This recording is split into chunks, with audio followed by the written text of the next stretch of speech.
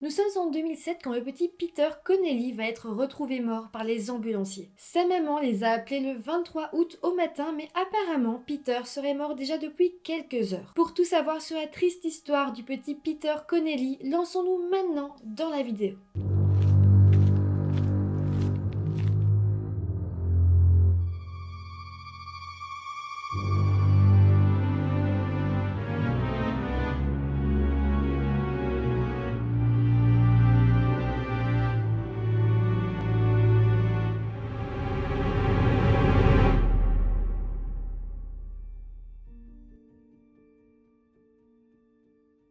Hello tout le monde, j'espère que vous allez bien. On se retrouve aujourd'hui pour une affaire vraiment triste, une affaire qui se passe en Angleterre.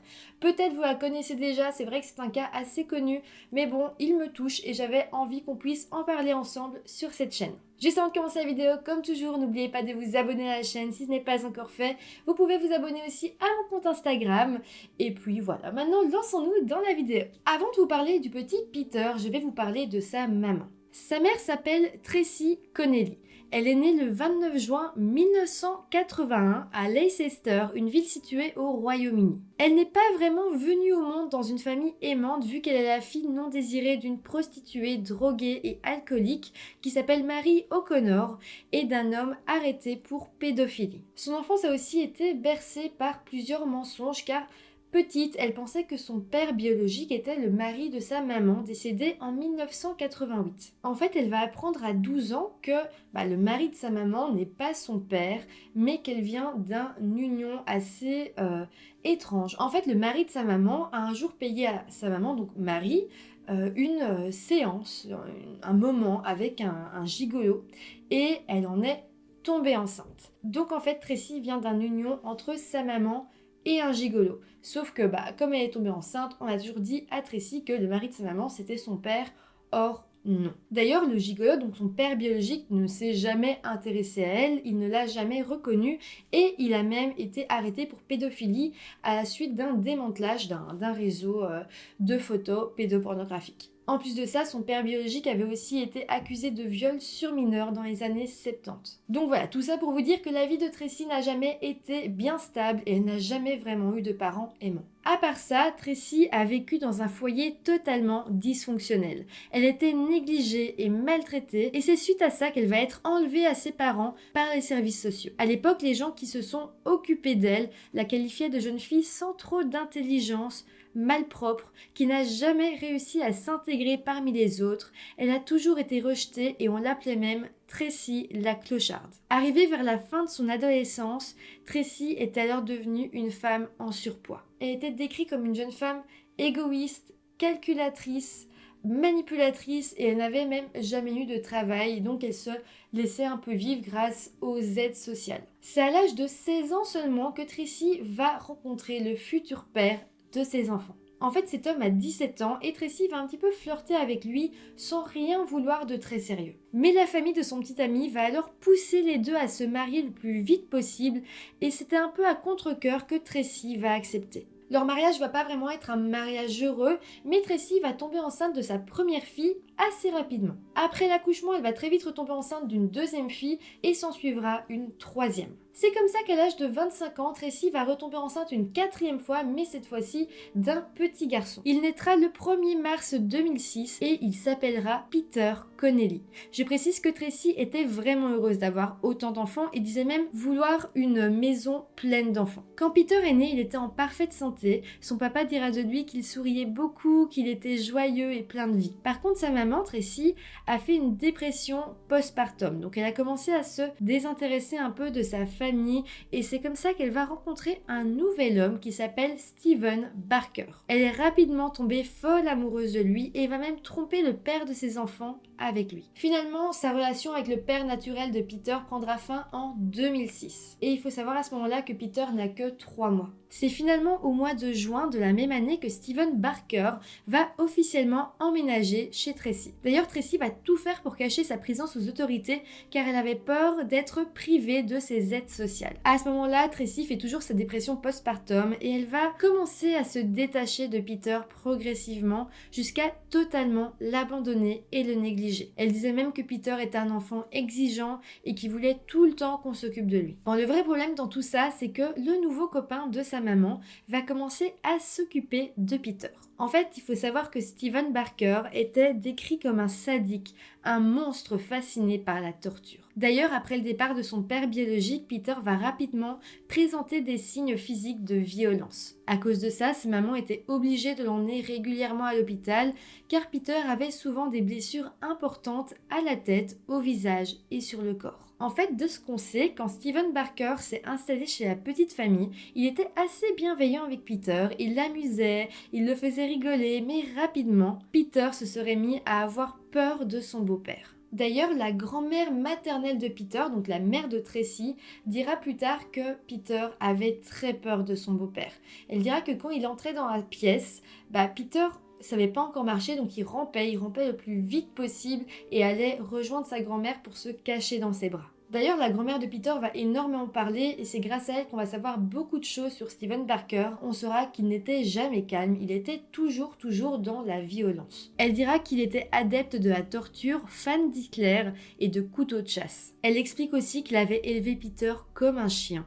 Par exemple, quand il claquait des doigts, Peter devait s'asseoir et baisser les yeux devant lui. Une autre chose que la grand-mère dira et qui m'a extrêmement choquée, en fait, il avait appris à Peter que lorsqu'il rentrait dans la pièce, Peter devait le saluer en faisant le salut hitlérien. Après ça, lorsque Peter avait à peu près 8 mois, les services sociaux vont être prévenus par un médecin que le pauvre petit garçon n'a pas l'air d'aller bien. Le médecin dira d'ailleurs que Peter souffre de plusieurs blessures assez étranges. Le médecin va aussi essayer d'en parler à Tracy, mais à chaque fois, elle répondra que voilà, Peter, il est assez maladroit et puis après il marque beaucoup aussi, donc il tombe et dès qu'il tombe, il se fait mal, très mal directement parce que voilà, c'est un bébé fragile. Elle dira aussi que Peter, c'était un garçon qui aimait la violence, qui s'était un jour battu avec un enfant de 18 mois et que aussi il aimait les jeux à sensations fortes, c'est-à-dire que elle dira que soi-disant Peter adorait qu'on le lance dans les airs et qu'on le rattrape et que ces marques en fait sur le corps venaient du moment où on le rattrapait. Ça, on en doute. Au final, les services sociaux vont quand même être assez inquiets et une enquête policière va être ouverte. Ce qui est vraiment dingue ici, c'est que les accusations vont être portées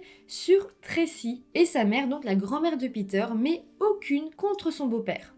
En fait, on apprendra plus tard que Tracy avait accusé sa propre mère de violence envers son fils dans le but de protéger son petit ami. Finalement, en décembre 2006, Peter va quand même être retiré de son foyer pour être mis chez une amie de la famille. Mais là, ce qui est encore une fois vraiment dingue, cette amie de la famille ne voulait plus garder Peter et elle va insister auprès des services sociaux pour qu'on remette Peter chez sa vraie famille. Et donc c'est ce qui va se passer, Peter rentrera chez lui à la fin du mois de janvier 2007. Il faut se rendre compte qu'une fois chez lui, Peter va être visité 60 fois par des travailleurs sociaux. Ce qui est fou aussi, c'est que tous vont noter les maltraitances qui lui étaient faites et ils écriront même qu'il était inquiétant que Peter ne réagisse plus au danger, qu'il voulait éviter le contact et qu'il maigrissait à vue d'œil. Il sera aussi noté que le pauvre se tapait la tête contre les chaises et contre le sol. En 2007, une travailleuse sociale a même noté qu'elle avait trouvé Peter dans le canapé sous une couverture chauffante alors qu'on était en pleine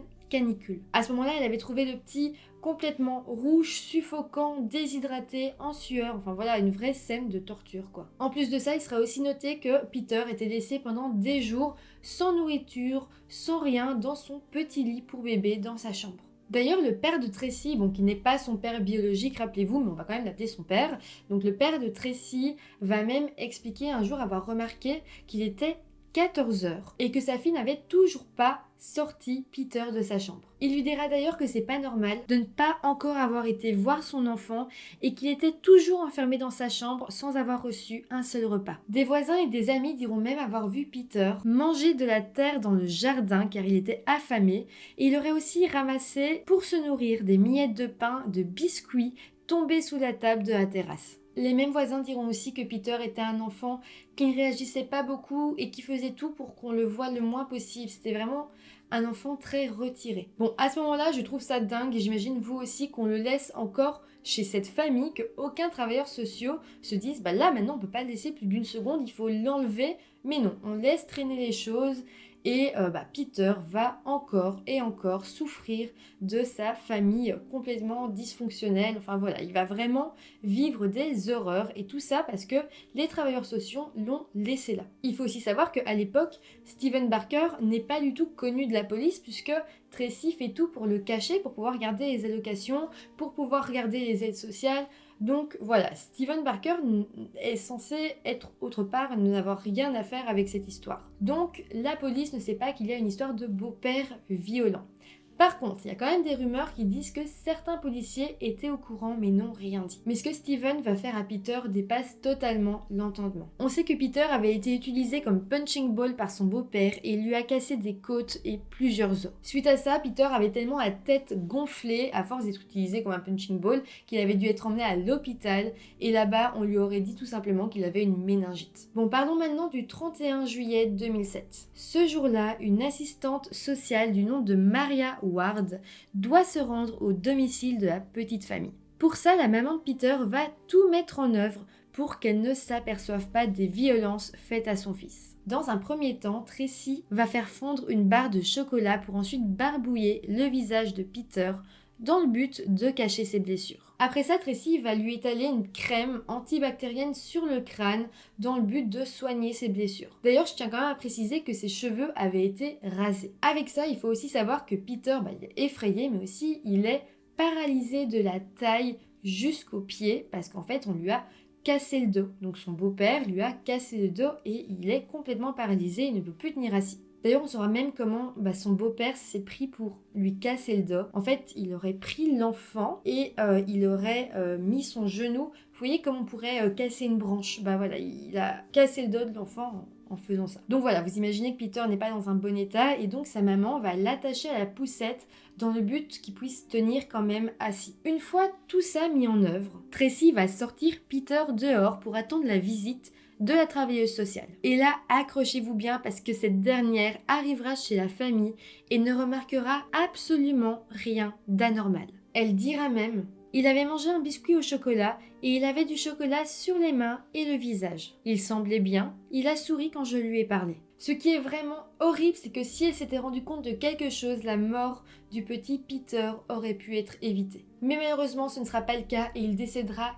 4 jours plus tard. Mais là, les jours avant sa mort, Peter va vivre des choses qui dépassent l'entendement. Son beau-père va un jour lui couper les doigts avec un couteau et va ensuite lui arracher les ongles avec des pinces. Et ça, c'était quelque chose que Peter vivait souvent d'ailleurs. C'est vraiment horrible, mais en gros, son beau-père aimait lui couper le bout des doigts et appuyer dessus ensuite pour essayer de faire sortir le plus de sang possible. Avec ça, Steven aimait aussi prendre Peter et comme l'étrangler jusqu'à ce qu'il devienne complètement bleu. Après, il aimait aussi le prendre soit par la tête, soit par les pieds et le balancer un peu dans toute la pièce.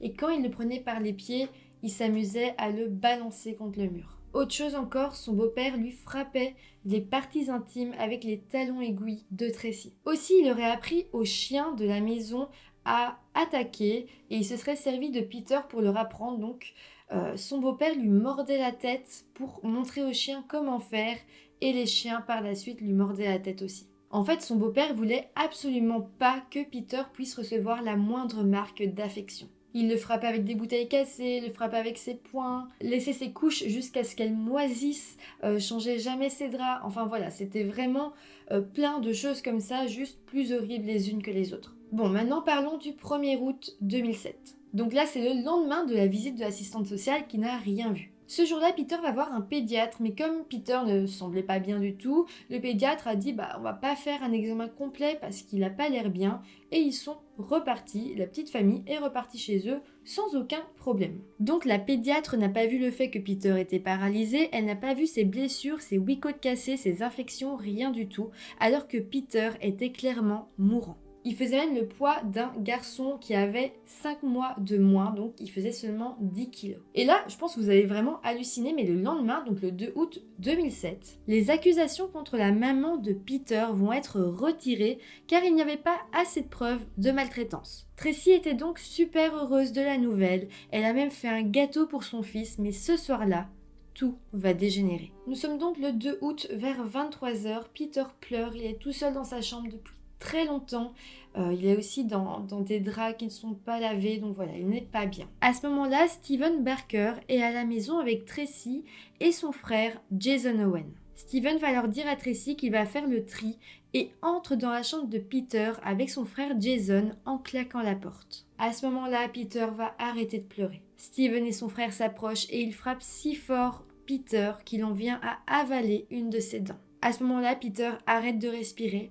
C'est finalement le 3 août 2007 à 11h35 du matin que la mère de Peter appelle enfin l'ambulance. Peter fut alors retrouvé mort, pratiquement nu, dans son petit lit éclaboussé de sang. Après ça, Jason et Peter vont tous les deux nettoyer comme ils le peuvent la scène de crime et jeter les vêtements ensanglantés du petit Peter.